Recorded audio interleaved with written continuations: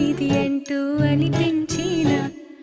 అవునవును నేనే మరి కాదా చిత్రంగా నాకేనే కనిపించిన కవ్వించే చిత్రాన్ని